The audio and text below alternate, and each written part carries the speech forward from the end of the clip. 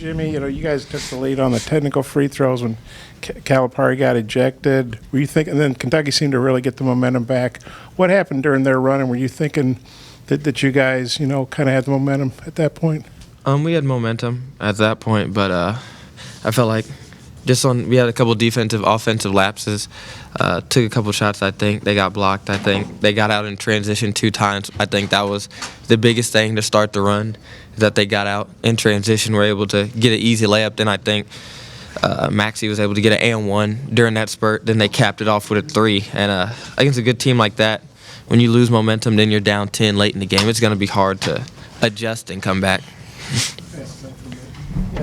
It's nice, Jimmy, about, you hit the free throws to give you all the lead after the technicals.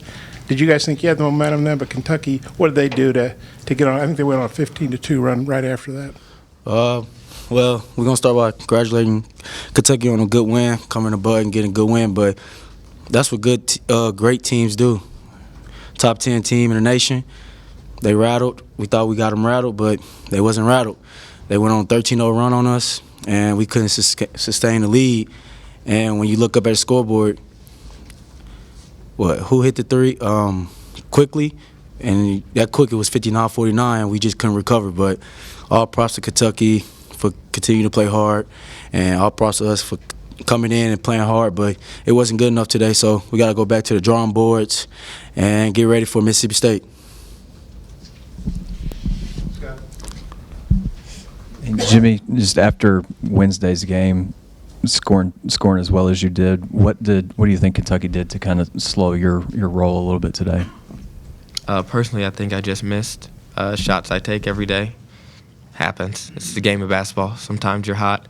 You got the hot hand. Sometimes you have nights like tonight. Personally, I think we got some pretty good shots on the offensive end. I don't think this was our best efficiency night.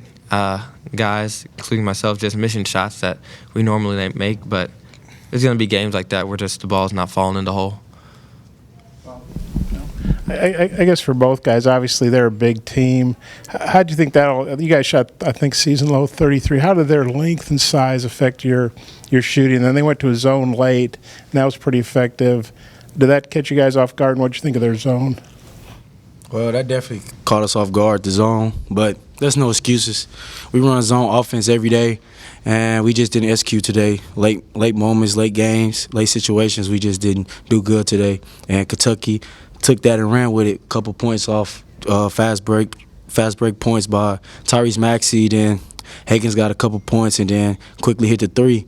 Like I said, that quick, they was up 10. So the zone really threw us off, but there's no excuses. We got to do better, and we just want to thank the crowd for coming out, too, for keeping us in, just giving us energy that we all needed. But we're going to be all right. We're going to get ready for Mississippi State.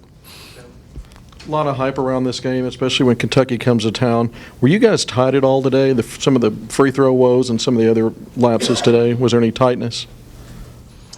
I think there's a little bit more excitement, a little bit more adrenaline. But like I said, it's one of those things, like, we know Mason can shoot free throws. Like, we know nobody's out there trying to miss free throws. Just one of those nights where the ball just doesn't go into the rim, and it's one of those things you get back into the gym, keep working on it.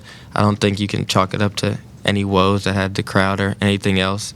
It's just one of those nights. When Adriel scored back at 69-64, and then he came out, you nearly got the rebound. Was that an intentional miss, or was he trying to make that free throw? He was trying to make it. We were definitely trying. We don't want to keep points off the board. We want as many points that we can put up on that scoreboard as possible, so he definitely didn't try to miss it. Just on the rebounding, because I know that's obviously been a tough thing for y'all. What did they do in particular? I guess quickly, because he's not one of their tall guys, but was obviously a big factor on the boards. I think when you put so much focus on trying to keep the big guys off the boards, something has to open up. So that means if they do have a flyer like Quickly tonight, he did a great job of just being able to fly in there and get rebounds. Because when you're a small team like we are, you got to put effort in boxing out. So you're going to open up somebody to come in and fly in if you're putting 2 bodies on 6'10" guys. And I just think he did a good job of that tonight. This is y'all's first home loss. You got a tough road game in Mississippi State. How do you feel like you guys have bounced back from this? And I can't remember, maybe it was Isaiah, but somebody said after the Ole Miss game, one of the rules is you don't lose at home. and you don't lose 2 in a row. I mean, you can't always win defeat at home. What's the mindset after a tough loss, and then you want to make sure you take care of business on the road? I think the biggest thing is just that it's the. Dang, that's my bad, bro. I don't even know how you answer that. The biggest. It was like 3 different questions. I think the biggest thing is just it's the next game. Whether we had won this game too, it's just the next game is up. So that's the biggest game of the season. You put this one behind you. You obviously come tomorrow, learn from it, watch film, see what you can get better at towards the end of the season. But we're always looking towards that next game, win or loss. So this is just another learning experience and just getting ready to go on the road, try to win. Mason, maybe take whichever part of that you want to answer. Oh, well, I just feel like we just got to go back to the drawing boards, you know. We sad right now, but like I told him, the sun rises tomorrow. We all got to go to church, be smile, and just come on, just deal with it. We lost. It's like we can't change the game. We just got to get ready for Mississippi State. And I know, like Coach Musk said, we don't lose 2 in a row, so I know we're going to go back in Monday and just go crazy, and we all just going to have another chip on our shoulder. It's not like we didn't have a chip on the shoulder because everybody was ready for this game. It's just the fact that Kentucky came out 7 points ahead of us, and all credit to Kentucky for coming in and bud and getting a win. But like I said, we're going to be ready for Mississippi State. We're going to continue to smile and have fun, but right now we're just going to suck it all in, take the loss, and just enjoy the ride. Hey guys, Isaiah Joe had a bit of a tough time shooting tonight. You guys think that affected the offense at all? I think the biggest thing that affected the offense is everybody having a tough night shooting. I think if I look at this paper and look across the board, I don't think not one guy on our team shot over 50% from the field except Reggie. He was 2 for 2. And then I'm pretty sure we all missed some sort of free throw. So I think when across the board, everybody's having a tough night shooting, it's going to be tough to win, whoever you're playing against. You just got to look at it like, you know. Isaiah Joe, one of the best players in SEC. If you look at the other side, he was playing great defense this game. You got to all find the positives. He guarded Ashton Hagans. Ashton Hagans, one of the best players in SEC. He held him to 4-11. You know, sometimes we all have bad games, you know. I had 1 point last game. Zay text me. It's just it is what it is, you know.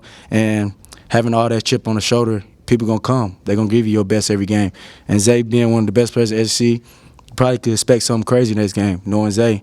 And like I say, you just got to live and learn, you know. It's all love. It's a game of basketball. Just respect the basketball gods and continue just to ride the wave. I guess for both guys, I mean, obviously it was great. You hit the 3 free throws to give you all the lead, but if you could hit 4, and I think Isaiah missed a 3, so it could have been a 7-point lead, but only it was 3. How big a thing was that? Do you think that you guys were able to extend the lead a little bit more there? You know, the thing about it is, it's like, you know, I went in the locker room and told him, like, we talking about free throws. I missed 4 free throws. Adriel missed 5 free throws. We've been a good free throw team the whole year, and today we blew it. It was on us. We blew it. If you look at it, 3 and 5, that's 8 points. We lost by 7. And me being one of the best free throw shooters in SC, that's unacceptable. And Adriel going 1 for 6 is unacceptable, and we all know that. But we just got to live and learn. We got to take it in and live, and we're going to be all right. Any more questions for the student athletes? Thanks, fellas.